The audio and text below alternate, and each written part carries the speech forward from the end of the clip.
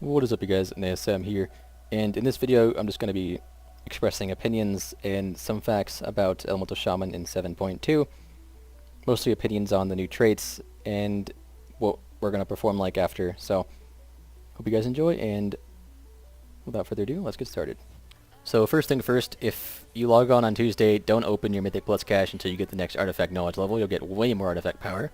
If you didn't know, those caches give you artifact power now. And you're going to log in, you're going to see this quest here from Khadgar. It'll take you to the Broken Shore. I've already done this. I don't really want to make this like a 7.2 tutorial or anything, so I'm just kind of giving you the basics. It'll take you to the Broken Shore, or wherever that is, and you're going to do some quests there. There's only a couple quests. The first couple of quests, you're going to get your next artifact knowledge level, and then after that, you're going to get a quest to go kill some demons, do the quest, and you get your item that allows you to get the next trait. I think you have to kill like 10 Inquisitors for it. Or not this next trait, but your next couple traits. And I'm going to go ahead and log back over to my other character that has that on it right now. After that, you will also have world quests unlocked in the Broken Shore, but we can talk about that in another video. Here, you can see the new traits. I kind of fucked up. I clicked on these without really thinking about it. But I'll have the trait guide out eventually, sometime in the next couple days probably. But you're going to see the new traits. First one, it's just, because you're going down to 35. That's the big thing, is you're going straight down to 35 traits. Then the very first thing you do is you get 10% damage, 10% stamina. So people think this is actually a loss, but the 35th trait is still a 5% damage increase over here. And so we're actually gaining 0.5% damage right off the bat, the first trait you get. And then the next trait is increases the effectiveness of Elemental Fury by 5%. Elemental Fury is not Elemental Focus. People get that confused a lot. Elemental Fury is a passive. Let's go ahead and just read it here. Your damaging and critical strikes deal 250% damage instead of the usual 200%. So as you can see here, it's actually additive, this trait. So it's basically just making your crits deal more damage, which is really, really good for Ascendants. Then there's this trait, increases your maximum Maelstrom and the maximum cost of Earth Shock by 25. I don't know why this is a thing. I don't understand it. I guess the one thing this will very, very, very likely do is make it so you do use Earth Shock in Ascendants, which is something that kind of needed to happen. So I'm not too unhappy about it, but I'm not too happy about it because it's really not that much of an increase damage-wise. Then we have a new golden trait. Earthquake damage has a 5% chance to cause seismic lightning, dealing a certain percent of your spell power nature damage to the target. And Blood Mallet has done the math, guys. This is about a 50% increase to Earthquake. That is pretty big increase to your AoE. Unfortunately, Earthquake is kind of the lackluster AoE that we have outside of like Mythic Plus dungeons. In raids, you usually just use like Chain Lightning. Earthquake doesn't really do that much of your damage unless there's like a long period of adds like Spellbite Allurial or maybe even Tichondrius.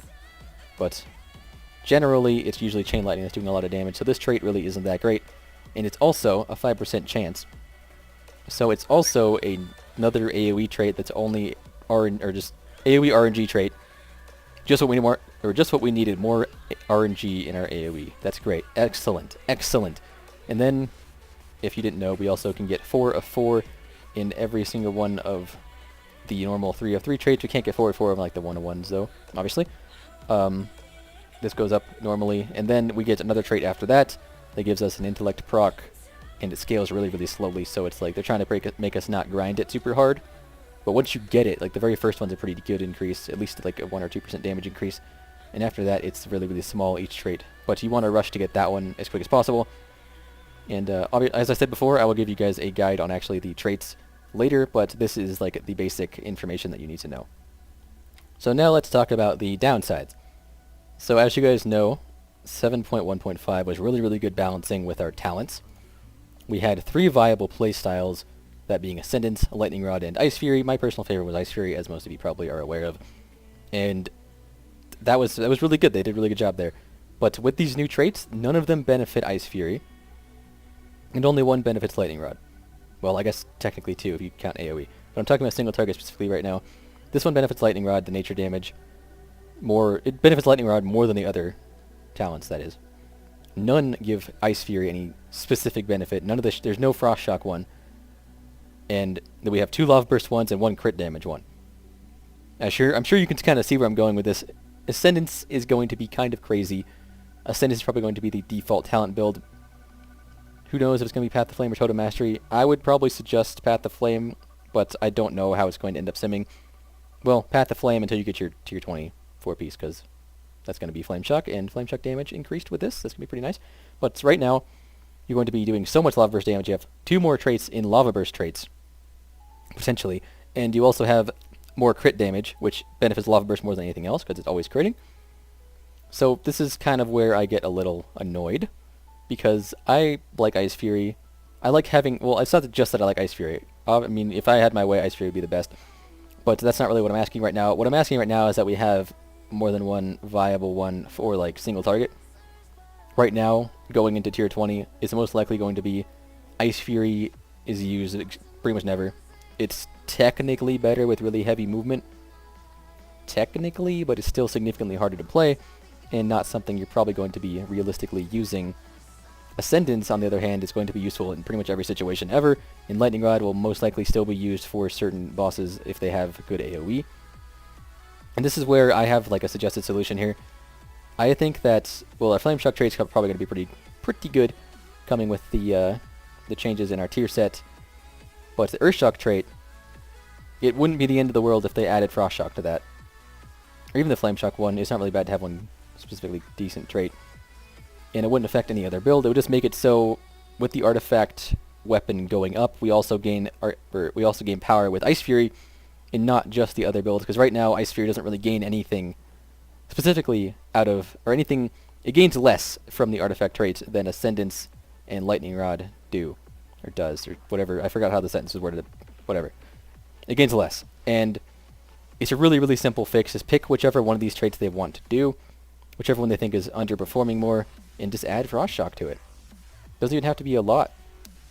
I think that would fix a lot of our balancing issues with our talents right now, but at this point, they haven't done it. We've been suggesting this for a while, and it's unlikely it's going to happen, but if you guys like the idea, please try and let Blizzard know that you like the idea, and maybe they'll do it eventually. But this is basically my opinion right now, is that Ascendance is going to be really, really good.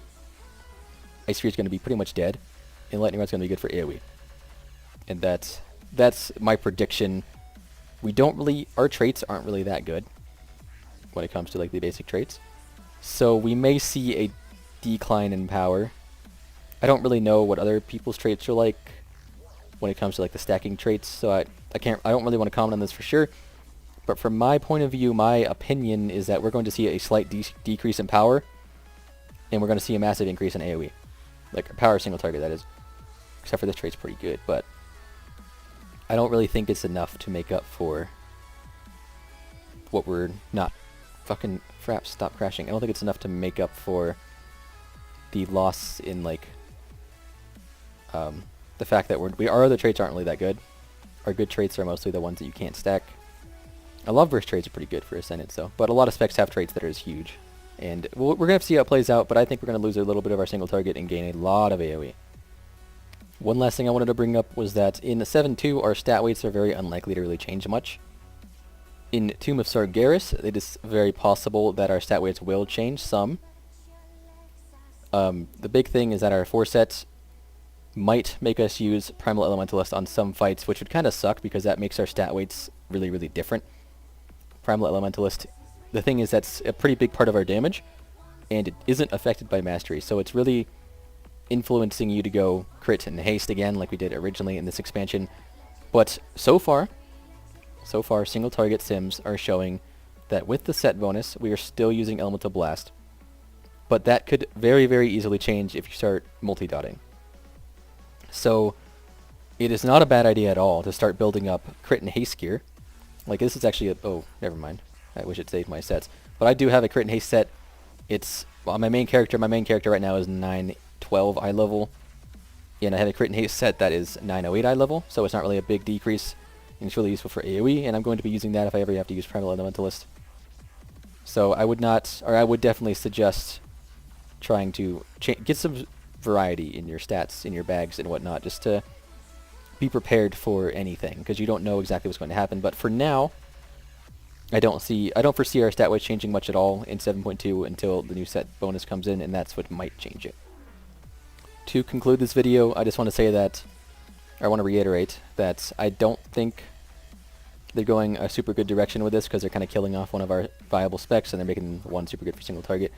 and I liked the diversity, but I do think that we're going to still be viable spec. I think their AoE is going to be kind of crazy, and there might be a meme build. We'll talk more about that later. So I don't think we're going to be super good spec, but I think we're going to be viable. We're probably going to be similar to the spot we're in right now, at least for Nighthold. If Tomb of Sargeras doesn't have much AoE, then, well, let's go ride on the forums, because we're probably going to be kind of shit. But right now in Nighthold we're doing pretty good because of all the AoE, so with that said, I don't think we're it's not the end of the world or anything. I'm just not super happy with the decisions they made this patch, especially with the artifact grind, but that's a whole nother topic. But that's basically it for Elemental Shaman in 7.2. Thanks for watching, guys. Gonna keep working on my boss video guides and stuff. And thanks for watching and everything. See you guys later.